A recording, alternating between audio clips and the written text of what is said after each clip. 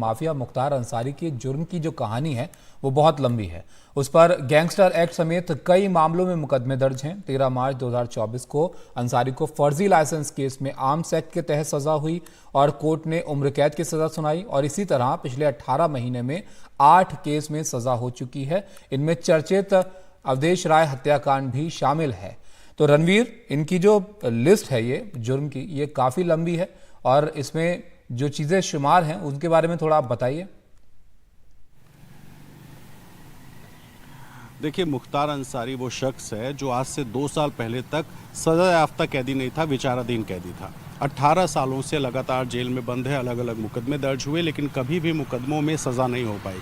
इधर जब से योगी सरकार आई है तब से मुकदमों में सरकारी पैरवी मजबूती से हुई और उसका नतीजा ये है कि पिछले 1.5 साल में मुख्तार को अलग अलग मामलों में उम्र कैद हुई, 10 साल की सज़ा हुई और 8 ऐसे मुकदमे हैं जिसमें वो सज़ा याफ्ता कैदी है। इसमें उम्र कैद की भी सज़ा शामिल है। कांग्रेस के प्रदेश अध्यक्ष अजय राय के भाई की हत्या जो बनारस में हुई थी उस मामले में दोषी हो चुके हैं मुख्तार अंसारी। इसके अलावा गैंगस्टर के मुकदमे हैं, सरकारी कर्मचारियों के काम में बाधा पहुंचाने, फर्जी लाइसेंस, अवैध लाइसेंस, हथियारों के, इस तरह के तमाम मामले हैं जिसमें मुख्तार अंसारी को 1.5 साल के भीतर 8 अलग अलग मामलों में सज़ा दी गई है। 65 मुकदमे ऐसे हैं जिसमें मुख्तार अंसारी का सीधे सीधे नाम था और उन 65 मुकदमों में सरकार की तरफ से पैरवी की जा रही है। लेकिन फिलहाल पूर्व विधायक मुख्तार अंसारी न चुनाव लड़ सकता है क्योंकि उम्र कैद से लेकर 10 साल की सज़ा, 5 साल की सज़ा और अलग अलग जो मुकदमे हैं उसमें सजा याफ्ता कैदी के तौर पर मुख्तार है।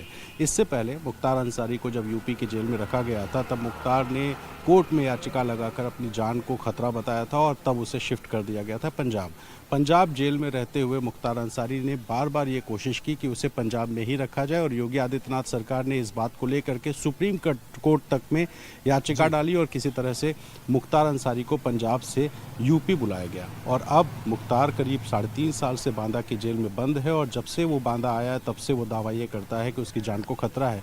लेकिन 3.5 साल हो गए, 3.5 साल में अब तक न कोई हमला हुआ है, न कोई ऐसी बड़ी वारदात हुई है जिससे उसके दावों को सही माना जा सके। लेकिन ये है कि जब जब कोर्ट में पेशी होती है तब तब मुख्तार जजों के सामने इस बात की याचिका डालता रहा है, लिखित तौर पे भी, मौखिक तौर पे भी, कि उसकी जान को खतरा है और उसको जहरीला पदार्थ मिला के खाने में दिया जा रहा है, एक तरह का स्लो पॉइजन, ताकि उसकी मौत हो जाए। और इस तरह का आरोप उसके परिवार ने भी कई बार लगाए हैं। जी।